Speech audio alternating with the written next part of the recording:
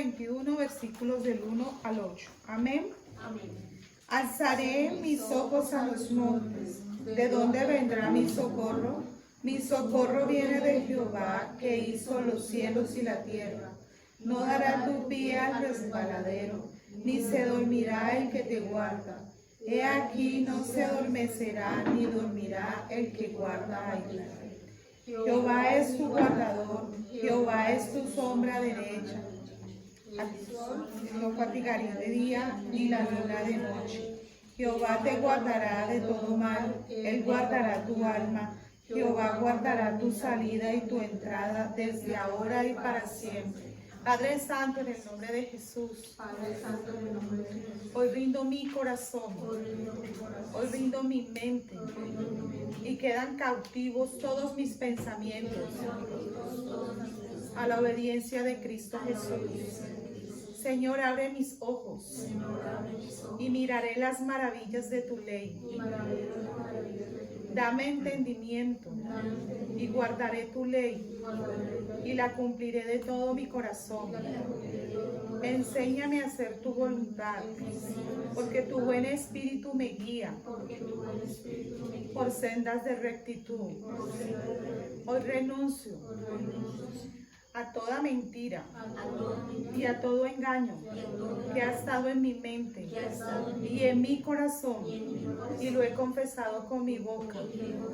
Hoy se muere, hoy no tiene más poder, porque mayor es el que está en mí que el que está en el mundo. Y tu presencia, Señor, me da descanso. Te entrego todo, renuncio a aquello que me aleja de tu verdad. Y hoy, Señor, abre mis ojos. Quiero conocerte, amarte, adorarte y seguir siempre haciendo tu voluntad. En el nombre de Jesús. Amén. Señor, tu palabra dice que tú no duermes y no descansas, Señor. Y has prometido cuidarnos, ser nuestro escudo, nuestra fortaleza, nuestro más alto refugio. Gracias, Señor, porque tú permaneces fiel. Te damos gracias por este tiempo, Señor, en el nombre de Jesús. Amén. Hoy vamos a estar moviéndonos en el Evangelio de Juan. Pero me gustaría que alguno de ustedes encontrara, no les voy a decir el versículo, pero lo encontrara. Y sé que está ahí en Juan, cuando el Señor dice: yo soy el camino, yo soy la verdad y yo soy la vida. ¿No tienen cómo encontrarlo? Juan, capítulo 14.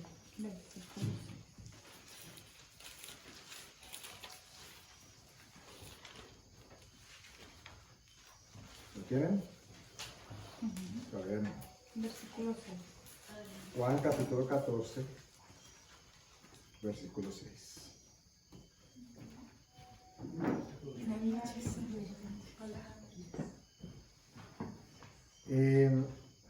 Jesús hace una aseveración, una afirmación que aún desde lo filosófico es compleja de asumir, ¿cierto? Él dice de sí mismo: yo soy el camino, yo soy la verdad y yo soy la vida. Vamos a leer Juan capítulo 14, versículo 6. De hecho le damos desde el 1 y contextualizamos. Versículo 1 dice: no se turbe vuestro corazón, creéis en Dios, creed también en mí. En la casa de mi Padre muchas moradas hay. Si así no fuera, yo os lo hubiera dicho. Voy pues a preparar lugar para vosotros. Y si me fuere y os preparare lugar, vendré otra vez y os tomaré a mí mismo, para que donde yo estoy, vosotros también estéis. Y sabéis a dónde voy, y sabéis el camino.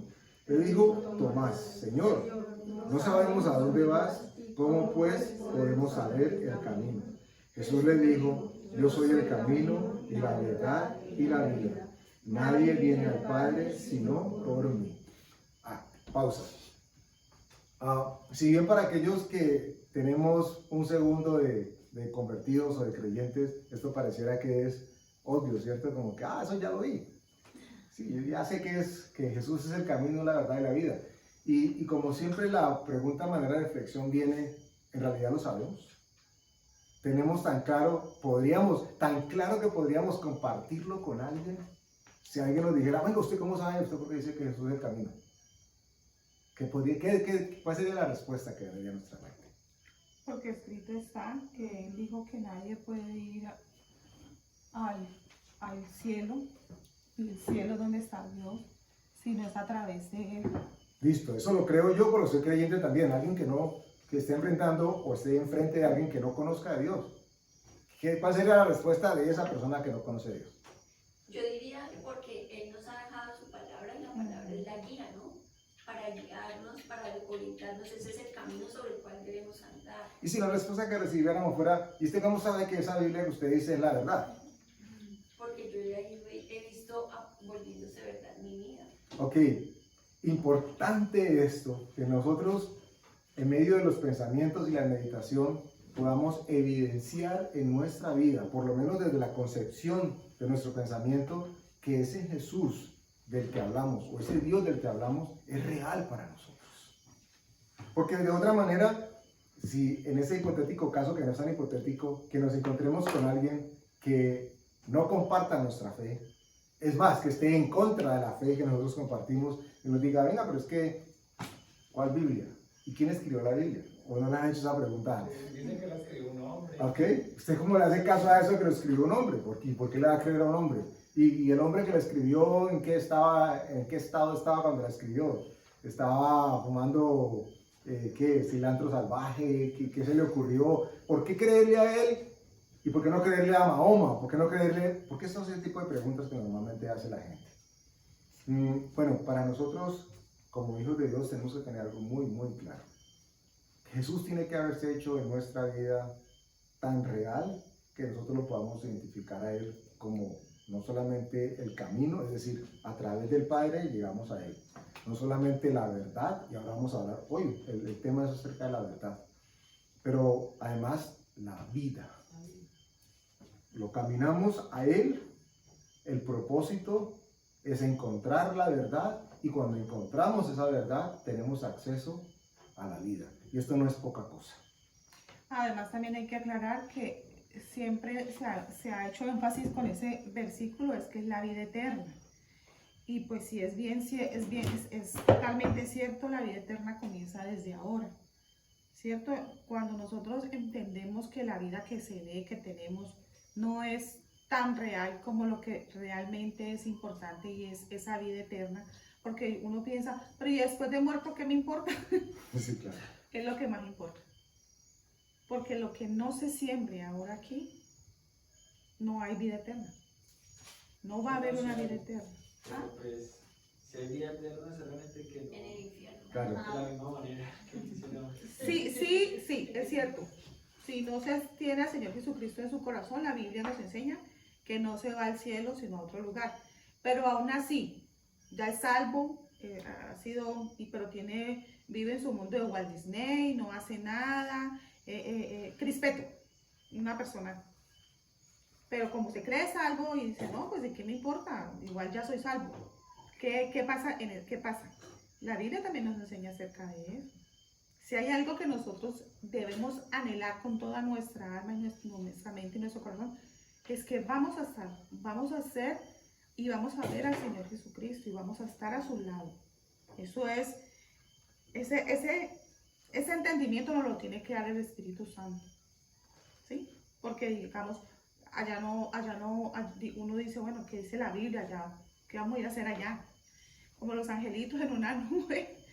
No, si la Biblia es muy clara en todo lo que se va a hacer en la eternidad, junto con Dios, al lado de Dios.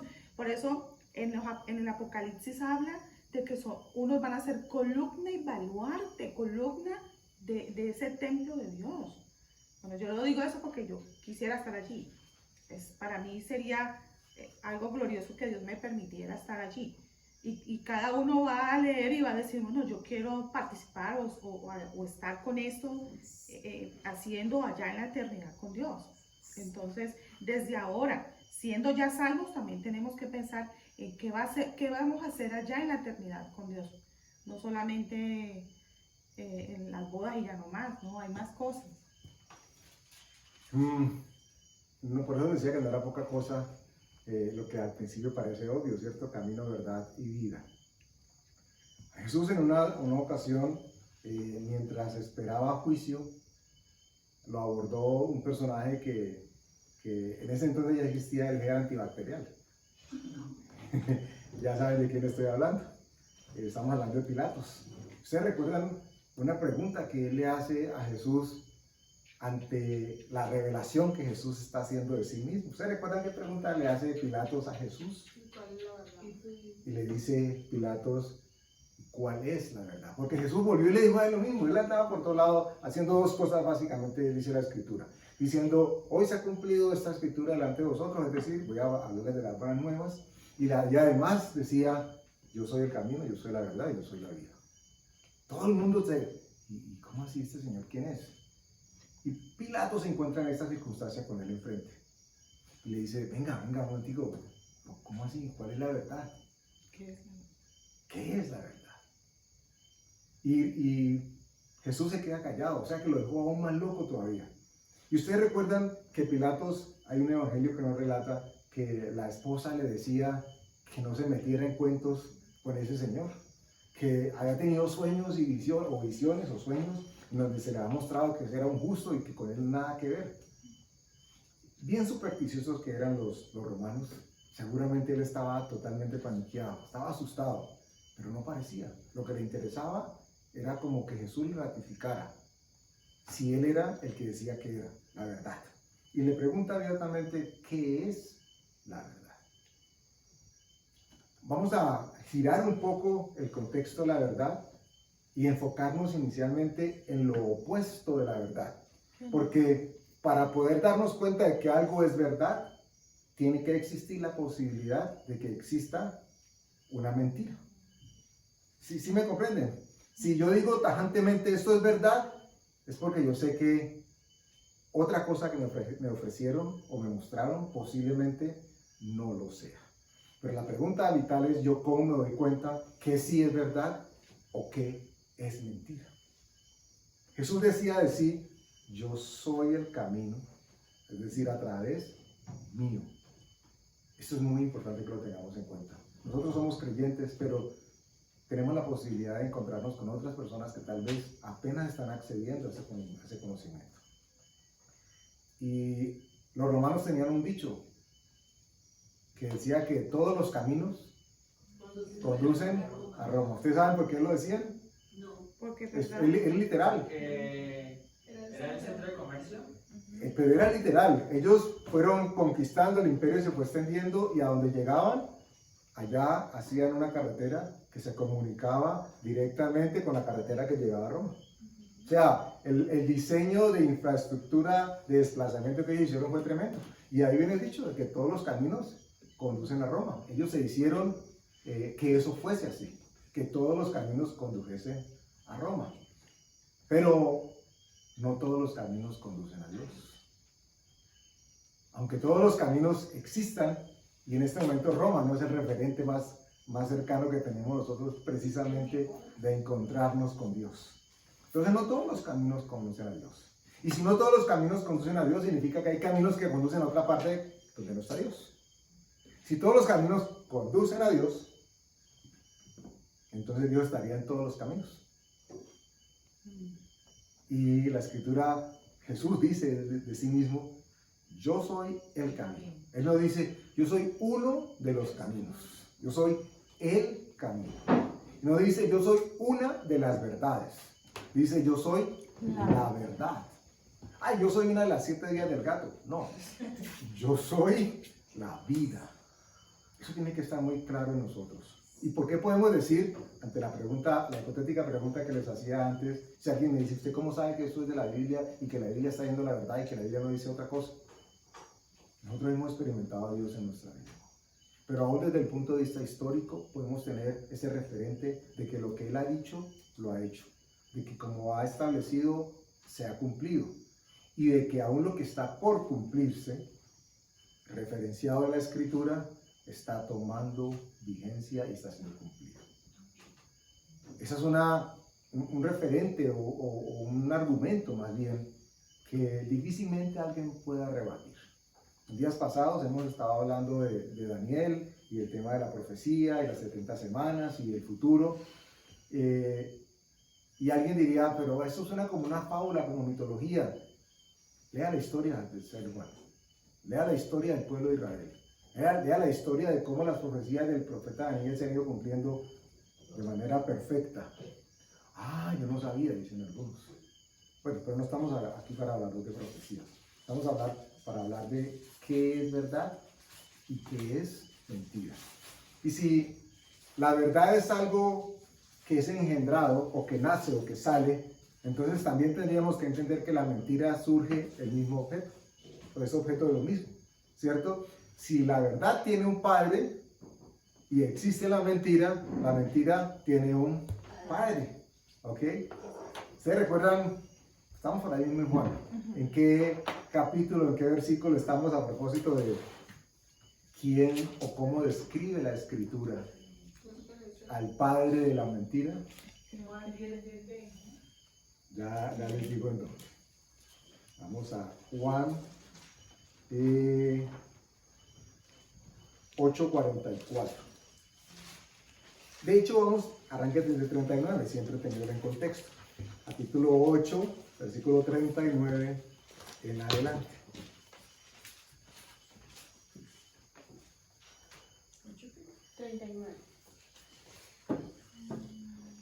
Juan capítulo 8, versículo 39 en adelante. Amén. Dice así el 39.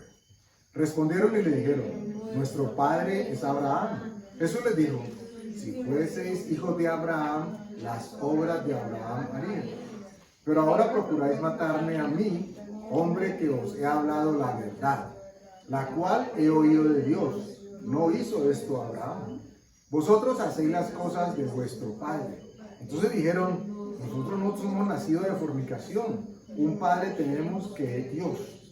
Jesús les dijo, si vuestro padre fuese Dios, ciertamente me amaríais, porque yo de Dios he salido y he venido, pues no he venido de mí mismo, sino que Él me envió.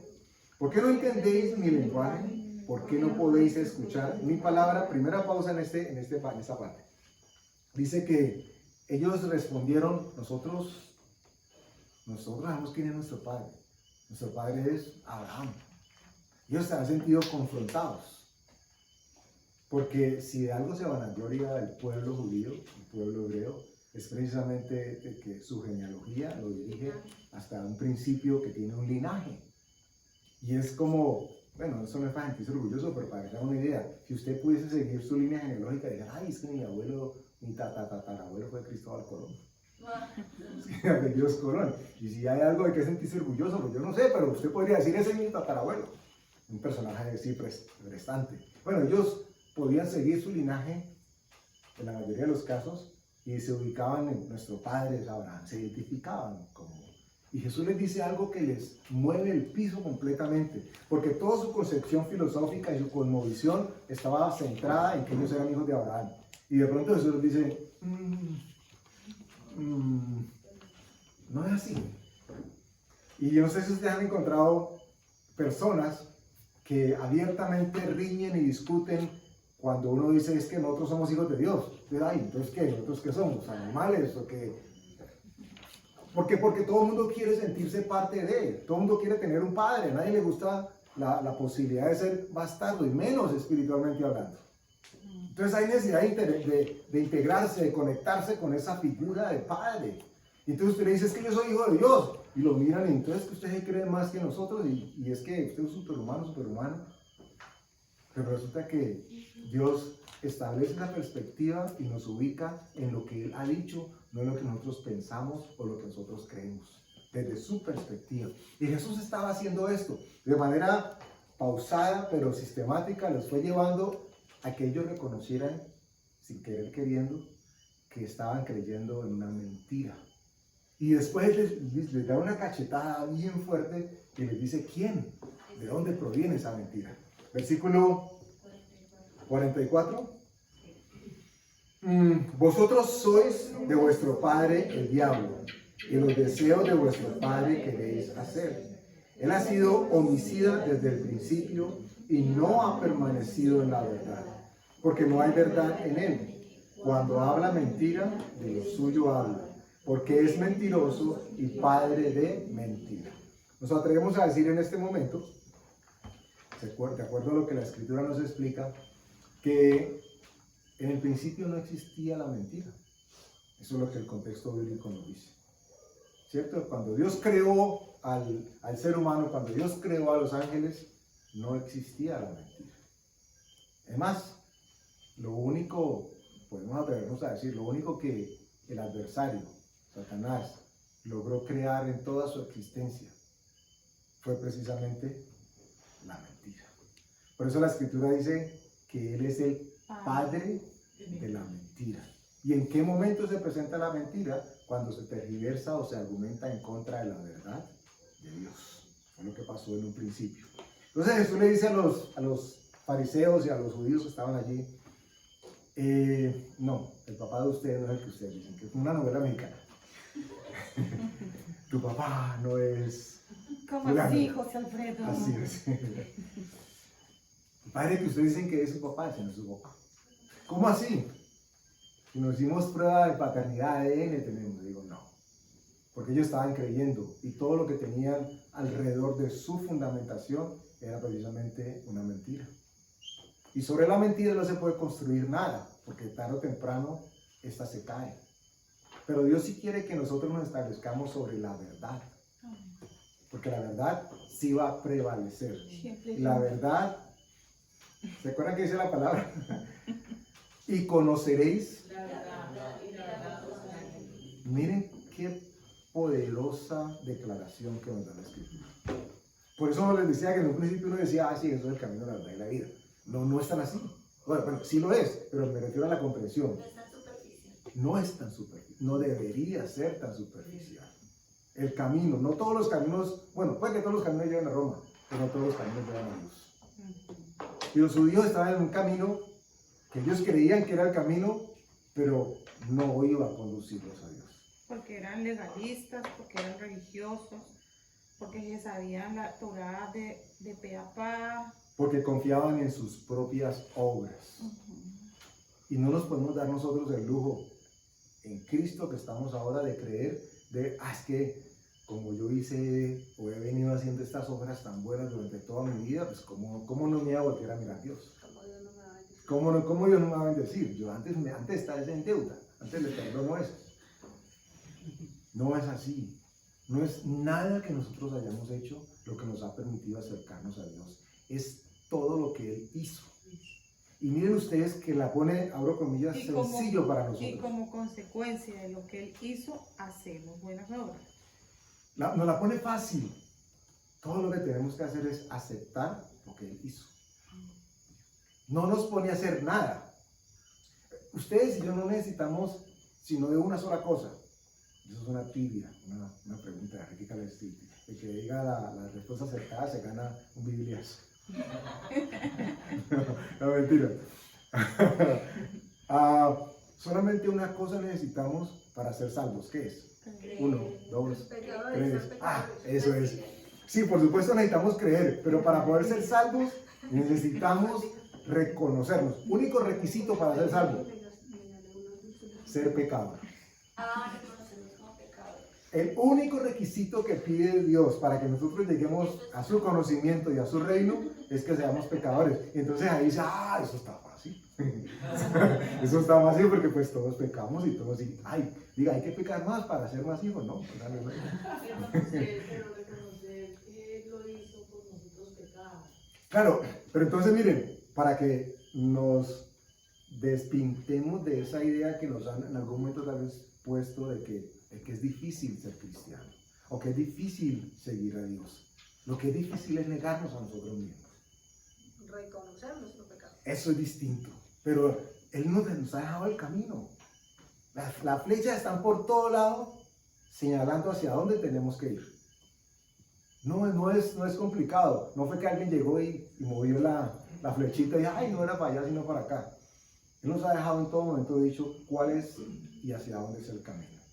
Entonces, todo lo que necesitamos para acceder es reconocernos como pecadores. ¿Se hace entonces difícil el que seamos creyentes? No, porque todos calificamos. Pero lo tenaz es que calificando todos, no todos tomamos la decisión de acercarnos a Dios. Y ahí es donde aparece Jesús, no solamente como el camino, sino como la verdad. Y la verdad es que todos necesitamos de Dios. Todos necesitamos de Dios. Hay quienes de manera atrevida y temeraria dicen, yo no necesito ningún Dios. Tienen otro Dios. Porque le sirven a otro Dios, sino que no lo saben. Y esto es lo que pasaba con los judíos, Jesús diciéndoles, usted, su papá no es el que ustedes dicen que es. Hay otros que dicen, no, yo no creo en Dios, yo soy mi Dios. Bueno, creen en un Dios, en Él mismo, como Dios. Pero, Y eso es peor todavía. Estamos de alguna manera, esa es la pretensión del mensaje, dilucidando que la verdad acerca de la mentira, un título hasta interesante, la verdad acerca de la mentira. ¿Y cómo sabemos que estamos hablando de la verdad? Bueno, porque Dios nos respalda. ¿Y cómo sabemos de que existe la mentira? Jesús nos está diciendo, ya se dan cuenta en qué momento nace la mentira. ¿Cuándo nace la mentira? Cuando hay una confrontación con lo que Dios ha establecido como su palabra. Una contradicción, ¿no? Bueno, una contradicción, un argumento en contra de lo que Dios ha dicho. Esto es lo que sucede en un principio. Así es como Satanás le presentó este disfraz atractivo a la varona en su momento. Le dice, con que Dios ha dicho. Y nosotros no nos podemos dar el lujo de cuestionarnos a través de lo que Dios ha hecho. Ese lujo no lo podemos permitir. Ya sabemos lo que pasó. Y ahí en ese momento nace la primera mentira. Con que Dios ha dicho. Y esa mentira determinó el futuro de toda la humanidad. Entonces estamos hablando de alguna manera desenmascarando la mentira. Existe la mentira. La posibilidad de que seamos engañados está presente en todo lo que hagamos. Porque si a ustedes no se les ha ocurrido, dice que sí, la Escritura dice que este mundo en el que vivimos está gobernado por un príncipe. Y ese príncipe no es Jesús, aunque Jesús tiene poder sobre ese príncipe. Porque la Escritura dice que el poder de este mundo le ha sido dado al príncipe de las tinieblas. Es decir, para que ustedes vayan visualizando el panorama, el sistema de gobierno en el que nos movemos, las leyes, los estatutos, que algunos en algún momento tuvieron la posibilidad de vincularlos desde la Escritura, de la Biblia, otros simplemente los han creado. Porque quien produce ese conocimiento es el príncipe de este mundo. Entonces hoy, a lo que es verdad, le llaman mentira. Les doy un ejemplo, o procuraré darles unos. El movimiento feminista, por ejemplo, al que muchas mujeres se añaden porque por supuesto por la incapacidad, porque el hombre ha sido bruto por naturaleza, sin Dios todos somos brutos y obtusos, no ha sabido darle el lugar que corresponde a la mujer conforme Dios lo estableció. Entonces la ha lastimado, la ha menospreciado, la ha por debajeado. Entonces se aprovecha de estas circunstancias alguien con una idea salvadora. La mujer tiene que empoderarse. Y en principio eso suena, pues sí, claro. Es más, no en principio, bíblicamente Dios dice que cuando nosotros venimos a Él y lo conocemos, ya no hay ni judío, ni griego, ni hombre, ni mujer, dándonos a entender que delante de Dios, hombre y mujer somos exactamente iguales. No hay un ser mejor o mayor, somos iguales, somos lo mismo. Pero el discurso hoy por hoy es empodérate. Retoma esa figura. El patriarcado es totalmente venenoso. Y entonces cuando hablan de patriarcas nos ubican con los reyes, ¿cierto? Las monarquías que han sido tétricas, o algunos presidentes, o todos los presidentes, entonces dicen, no, es que la figura del patriarca, esa gente es mala, mala, mala, mala. Pero la figura del patriarca, poco a poco, está siendo llevada hacia donde sale el Padre. Porque la figura del patriarca está siendo llevada para menoscabar la figura de Dios como Padre. Entonces, socavadamente lo que se dice a propósito, en este caso del feminismo, es que hay que rebelarse contra todo aquello que signifique una figura patriarca, por lo tanto, de Dios. Entonces, hoy por hoy hay movimientos y la gente se levanta y las mujeres se levantan y el violador eres tú, el violador eres tú. Pareciera que estuvieran en un partido de fútbol haciendo arengas y defienden una ideología y un pensamiento que parece atractivo, pero que nos lleva o las lleva hacia la mentira. Y legalmente está siendo establecido y protegido en todos los gobiernos del mundo. Hoy por hoy es más fácil de que usted reclame como perteneciente a la comunidad LGTBI o a cualquiera de esas comunidades, a que como simplemente un ciudadano o ciudadana de su país usted pueda reclamar. Tiene más oído este tipo de tendencias. La ley dice, por ejemplo, que si legalizan el aborto, pues está legal matar a los niños. Y le dan nombres para que no suenen a bebés. Hablan de fetos, embriones, nonatos. Hay un término que en ese momento no se me escapa, pero que tiene que ver con un bebé que no ha nacido. Entonces es Así como un producto. Exacto. Entonces la ley dice que como es legal, entonces pues no hay pecado, no hay problema. Y nosotros tenemos que tener supremamente mucho cuidado con, abro comillas, con la obediencia a la ley. Y esto es quisquilloso y ojo con pinzas, porque la escritura sí nos dice que nosotros tenemos que someternos a las autoridades, porque estas han sido puestas por Dios. Siempre y cuando lo que estas autoridades determinen no vaya en contra de lo que Dios mismo ha establecido.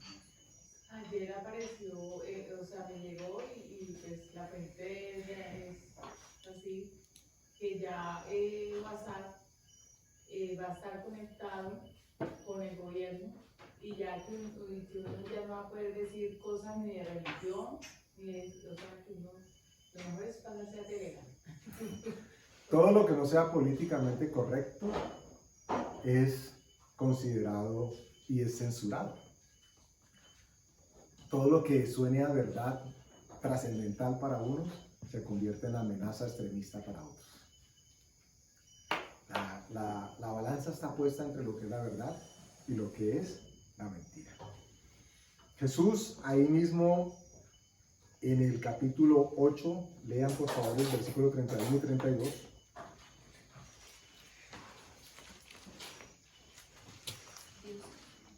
Amén. Dice versículo 31. Dijo entonces Jesús a los judíos que habían creído en él: si vosotros permaneciereis en mi palabra, seréis verdaderamente mis discípulos, y conoceréis la verdad, y la verdad os hará libres. ¿Qué es lo que nos hace libres? La verdad.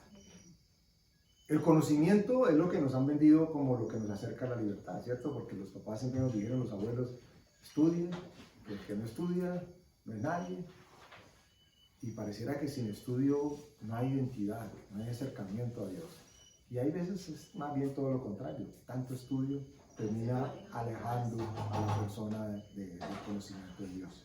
Sin embargo, Jesús decía que si conocemos la verdad nos hace libres. Y ellos, los judíos, en algún momento dijeron a Jesús: un momento, nosotros no somos hijos ni de pecadores, ni de gente rara. Nosotros somos hijos de Abraham. O sea, nunca hemos estado bajo el yugo de la esclavitud. Pero Jesús les estaba diciendo, si conocen la verdad van a ser libres. Y yo hago la pregunta aquí: ¿cuántos de nosotros podemos de manera certera levantar la mano y decir, yo sé que soy libre? ¿Por qué podemos decir con seguridad que somos libres? Porque la pregunta sería, yo no he estado preso. Tal vez no en una cárcel con barras y paredes, pero ¿qué tal en tu mente? ¿Qué tal en tus sentimientos? ¿Qué tal en tu espectro emocional? ¿Qué te ha hecho o qué te hizo en algún momento estar dependiendo de unas barras imaginarias que te hacían totalmente dependiente de esto o de aquello? Jesús dice que si conocemos la verdad, es decir, si nos acercamos a Él a través de Él, siendo el camino, conocemos la verdad y vamos a ser, esto lo hemos tocado en el pasado, que vamos a ser verdaderamente libres.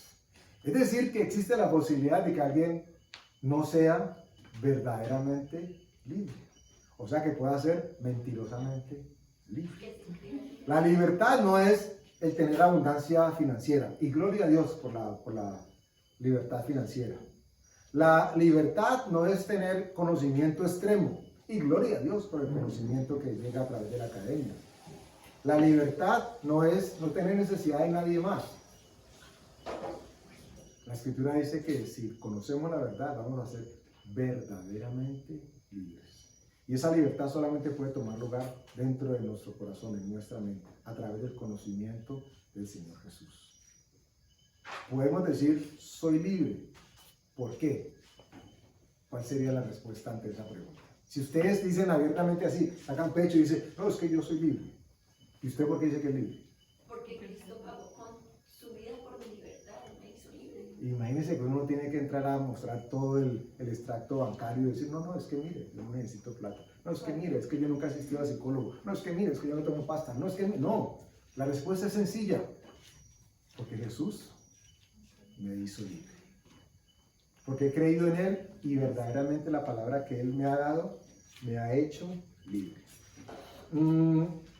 La verdad dicen algunos que es relativa. Y esto es una mentira engañosísima. Sí, es absoluta. Debe ser absoluta. Es más, desde el principio así fue como fue debatida. ¿Y No qué existe una verdad absoluta. ¿Y qué la hace absoluta? Pero es únicamente, o sea, es lo que dijo Dios y no Una verdad es absoluta solamente, primero porque lo dijo Dios y porque mañana es, pasado mañana es, ayer fue y siempre va a ser la misma. Eso es una verdad absoluta y el ser humano no puede hablar de verdad absoluta porque si no lo dijo Dios, no es una verdad absoluta, es una verdad relativa. Relativa es que está condicionada a esto, al clima, a la emoción, al deseo, al sentimiento. Eso es algo que tenemos que tener muy, muy claro, porque si hay algo enredador, ahora filosófico, psicológico y desde todos los puntos de vista humanista, es esa verdad relativa. Estos días yo le compartí a un muchacho que me despacha así, cositas de la palabra, y yo le hacía preguntas y me decían sí, pero no, sí y no, y yo ya pasaba como crispando porque yo de todo era sí, pero no, sí, pero a veces y la verdad también a veces era muy difícil también establecer porque uno siente ese temor de ser desaprobado, de equivocarse, pero si uno está parado en la palabra, eso lo dijo Dios así. Es que el argumento nuestro no es nuestro, es de Él, sino que si lo conocemos podemos hacerlo nuestro. Es lo que Dios dijo, es lo que Dios hizo. Por eso yo tengo y necesito tranquilidad para poder decirlo. La verdad entonces no es simplemente lo que funciona. ¿Ok? Porque alguien podrá decir, no, es que como funciona, eso es lo que la verdad, eso es verdad. Pero puede que funcione siendo una mentira.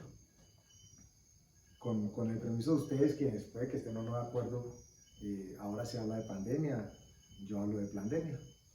Puede que ustedes digan, no, ustedes son conspiranoicos. No, entonces, sí. Pero pues hay evidencia y hay argumentos sólidos como para por lo menos ser disidentes de esa verdad que nos quieren hacer creer.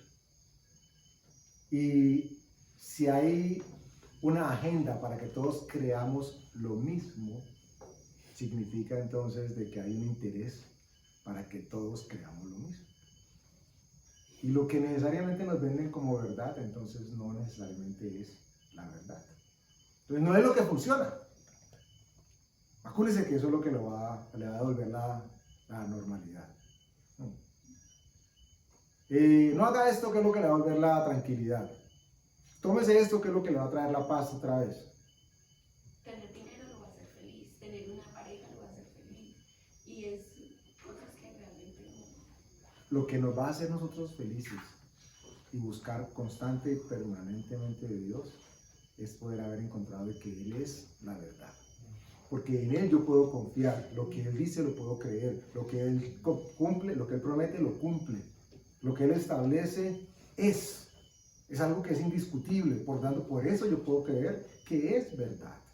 Y eso es algo maravilloso, glorioso, poderoso, que servimos a un Dios que es inmutable. Amén. Eso es algo glorioso. Cuando yo estoy con Andrés, pues mi esposo, y él es amoroso, pero mañana no, me recuerda que solo Dios es amoroso para mí y que él siempre va a estar amoroso para mí. Lo mismo yo para Él, ¿cierto? Uno no puede tener otra persona, es que no existe una persona que hoy un día esté así, mañana no. O sea, yo me puse a como hacer ese pequeño análisis porque eso me confrontó mucho. Y cuando descubrí que el único que es inmutable es Dios, dije definitivamente Dios es poderoso. Dios es poderoso, poderoso, poderoso. Por eso el Señor Jesús, en la palabra dice, Él es el mismo ayer, hoy y siempre y por los siglos de los siglos. Por eso su verdad no puede cambiar nunca. Que la van a tergiversar, harto. Pero que su inmutabilidad es la característica más poderosa que yo me gozo y que me glorio, me da una satisfacción grande, porque no existe otro Dios igual. No existe.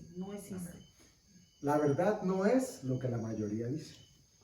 Lean ahí mismo, no hemos salido de Juan 8, capítulo 8, versículo 45. Continuamos en una pausa que hicimos en una de los apóstoles. 8:45.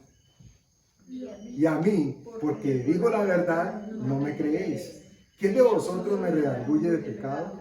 Pues si digo la verdad, ¿por qué vosotros no me creéis? El que es de Dios, las palabras de Dios oye. Por esto no las oís vosotros, porque no sois de Dios. Paso ahí. Qué Eso es tremenda muy- palabra. Es muy duro. Qué tremenda palabra. Pero yo me atrevo a decir, en este caso, todos los que estamos aquí, y aún aquellos que nos van a escuchar en algún momento, si estamos aquí, es porque hemos oído la voz de Dios. Y cuando digo aquí no me refiero a este espacio físico, porque alguien podrá decir, ay, yo pues estoy en otra parte, ahí también. No, no estoy hablando de espacio físico. Estamos hablando de haber escuchado la voz de Dios y su llamado. Eso nos hace ser partes ahora del cuerpo y del grupo de Dios. Versículo 48. Respondieron entonces los judíos y le dijeron, ¿no decimos bien nosotros que tú eres samaritano y que tienes demonio? ¿Usted imagina que hubiera sido donde Jesús no estuviese claro en sí mismo, o en nosotros mismos, y dependiéramos de lo que los demás dicen de nosotros? Imagínense este cuadro. Jesús diciéndole, ustedes son de su padre el diablo, ustedes son esto. ¿Qué tal que hubiera Jesús tenido problemas de identidad? Y entonces todos después señalándolo, el que está mal son vos, Jesús. Yo creo que tu papá es el que está como rarito, porque vos echas los demonios por Belzebú. ¿Y qué tal que Jesús en una crisis como las que hoy día saben hacer? Ay, sí, será. Si todos lo dicen, algo de verdad debe tener. Jesús mirando en un espejo y, ay, sí, y si habré echado ese demonio por... No es lo que los demás digan lo que hace que las cosas sean verdad. No es lo que la mayoría diga lo que hace que las cosas sean verdad. De Jesús la mayoría estaba diciendo en ese momento, Él echa los demonios por Belzebú. Que tiene demonio. Están demoniados además. 49 respondió Jesús, yo no tengo demonio, antes honro a mi Padre y vosotros me deshonráis. Si tenemos claridad en nuestra identidad con Dios, no importa lo que otros digan de nosotros, vamos a poder permanecer. Yo creo que a todos nos pasó en algún momento, exceptuando a quienes nacieron en el Evangelio, no vivieron esto, pero aún así, nos ha pasado en algún momento que llegamos a los pies del Señor, conocimos de Cristo e inmediatamente viene el argumento o la pregunta en nuestra mente es, ¿y qué van a pensar los otros? ¿Y qué van a decir los demás? Y a mí me conocieron así, y de pronto ahora me conocieron así. ¿Y qué van a decir? ¿Y cómo actúo? ¿Y cómo debo comportarme? Porque no sé si a todos les pasó, a mí me pasó. Yo les conté en alguna ocasión, o en varias ocasiones, mi testimonio de conversión. No me siento orgulloso de él, pero pues una bendición por lo que pasó. Yo me encontraba en un antro 8 o 9 de la mañana, donde todavía era oscuro, tan oscuro, donde estábamos, que no se veía ni el que estaba enseguida. Y no les voy a entrar en detalles en qué se estaba haciendo, porque no es nada que le dé la gloria a Dios. Lo que sí es que era un sitio, era un antro. Es más, ¿saben cómo le decían a ese antro? Y si alguien está hablando de Nueva York, que alguien conocía la historia, le decían la cajita de fósforos. Y la cajita de fósforos es porque literalmente el espacio físico del lugar era chiquitico, pero porque la cajita de fósforos la asociaban con la figura que estaba en la cajita de fósforos antes. Literal. En una rumba que usted no se podrá imaginar. Y de pronto llegó Lucas. Acostumbraba a rumbear con nosotros. El sábado pasado habíamos estado rumbeando con él. Y Lucas se fue, como pasaba, salía uno de la fiesta y se iba y ya, y nos volvimos a encontrar en otro momento. Y Lucas llega, estamos todos sentados, y yo se lo he contado en varios momentos. Lucas llega, y donde estamos sentados, el grupo que estamos sentados allí, todo oscuro, y de pronto por allá se abre la puerta, y así como cual murciélagos o cual vampiros, la luz entra, y aparece Lucas, un morocho precioso de Dios, con un libro debajo de su brazo. Y todos, ¿qué hubo, monero? ¡Ay, sentate, tomate!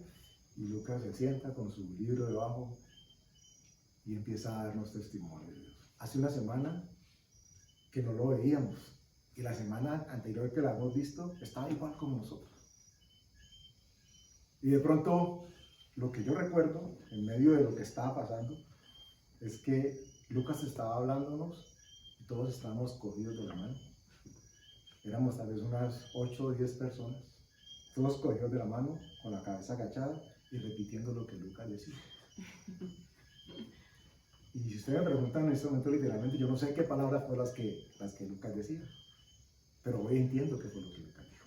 ¿Y por qué les comento esto? Me acuerdo del Espíritu Santo a propósito de las expectativas que otros tengan.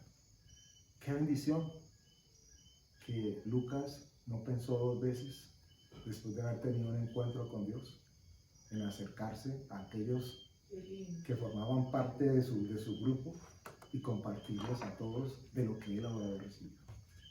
Yo me imagino después a Lucas diciendo en esa hipotética circunstancia, uy, ¿cómo voy a ir allá? ¿Y qué van a decir los de la iglesia si me ven saliendo ahora? Estoy recién convertido. ¿Y qué me van a decir los muchachos cuando me vean con una Biblia? Pues yo mejor me quedo en la casa.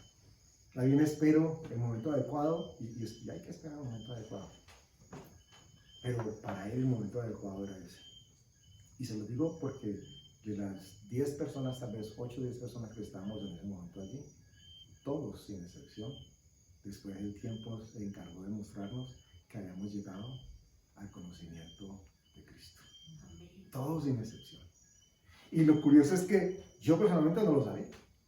Yo hice algo en ese momento. Seguramente el alcohol que corría por mis venas, Dios hizo una misericordia y lo paró, lo transformó. Se convirtió en palabra de vida. Pero si me hubiera preguntado en ese momento, ¿usted qué hizo? Y yo, coja a ver. Me pusieron a cogerme las manos y a repetir una palabra. Oh, pero qué poder que tuvo esa oración en mi vida y en la vida de todos los que estábamos ahí. Y lo que empezó a tomar lugar en mi vida, sin que nadie me dijera deje o no deje, haga o no haga, fue determinante. No fue que aparecieron todos los hermanos aleluya a decir, ay, ¿cómo así que va a entrar a la discoteca? Ay, ¿cómo así que...? No fue así. De pronto, las ganas y el deseo que siempre existían de hacerlo cada 8 días, desaparecieron. Así. y vas a salir. No. Yo no tenía la menor idea por qué. No tenía nada que ver con que era cristiano, ni que sabía que era cristiano. Tenía la idea de lo que había pasado en mi vida. Pero algo espiritualmente me ha tomado lugar. La verdad es que esa oración poderosa cambió mi vida. Entonces yo hoy por hoy puedo decirle a ustedes, Dios es real en mí. Yo soy un testimonio de vida de parte de Dios. Pero yo puedo decir que Él es la verdad. Porque la verdad llegó a ese antro y me hizo libre. A mí me hizo libre. Y a todos los que estábamos ahí. Entonces, hay veces el encontrarnos con esta nueva realidad de lo que Dios ha hecho en nuestras vidas, pone una perspectiva como, ¿yo qué hago ahora con esto? Todo lo que tenemos que asegurarnos es pedirle a Dios dirección frente a qué tenemos que hacer y aún qué tenemos que decir. Una pregunta, entonces allí es que a veces yo, tengo amigos que dicen, no, pero es que la gente, el compartir uno de Cristo, eso no hace nada, ¿no? Miren usted y en semejante sitio, y Dios hizo su obra, y en el momento lo que usted dice, no fue, usted no se arrepintió ahí pues así llorando, o si lo hizo de No, no. yo me di cuenta mucho después. Importante aclarar que esto no es una invitación para que diga, yo tengo el ministerio del grilístico. El ministerio mío es el discoteca. Entonces yo aquí de 8 en 8 estoy buscando almas para Cristo. Aunque hay gente que lo hace. Hay gente que lo hace. Pero no. Ya le hace su llamado. Sí, es ese llamado que Dios hace. Y se mete, quien lo hace, se mete en la boca del lobo. Porque es que cuando uno no está en Cristo, que está en oscuridad o está en mentira y está en esta circunstancia, pues uno no se da cuenta que hay algo distinto. Ay, pero cuando la claridad del Evangelio viene a su vida y usted vuelve a pisar otra vez este sitio, usted se da cuenta de que hay algo mucho más pesado y más manifiesto de lo que antes tenía conciencia. Ya, y esto es algo que Dios actúa y opera en cada uno de nosotros de manera poderosa. Pero de que hay quienes lo hacen, gloria a Dios por quienes se atrevieron. Conozco o leí hace muchos años el testimonio de un avivamiento que hubo en una ciudad en Estados Unidos, en Inglaterra, perdón, en donde había tanta presencia de Dios en las calles inclusive y en las personas, que una de estas personas cuenta como testimonio que entró a un bar y cuando entró al bar, todo el mundo en el bar empezó a llorar y cayó de rodillas. Y él entendió que Dios quería que hablara. La presencia de Dios se movía en tantas partes, en todo lado, sin que ni siquiera se hablase una palabra. El Espíritu Santo se manifestaba y llegaba. Les cuento esto porque a veces la pregunta puede ser, ¿cómo actúo? Tenemos que actuar en verdad. Pero para poder actuar en verdad, yo tengo que haber creído en esa verdad. Y haberme dado cuenta de que algo tomó lugar en mi vida. Hay veces continuamos actuando como si nada hubiera pasado en nuestras vidas.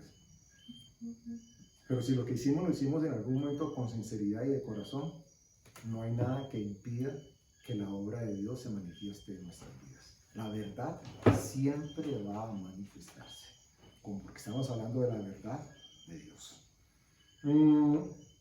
La verdad algunos la discuten como relativa, otros dicen que es intolerante o que es arrogante, ¿cierto? Del cristiano en algunos casos dicen esto, que ustedes se creen que son una última Coca-Cola del mundo. No, la Biblia dice que somos especiales para Dios y Dios quiere que tú también seas especial para Él. No somos más que nadie, pero tenemos acceso a algo que todavía la gente no tiene. Importante que tengamos la certeza de esa verdad.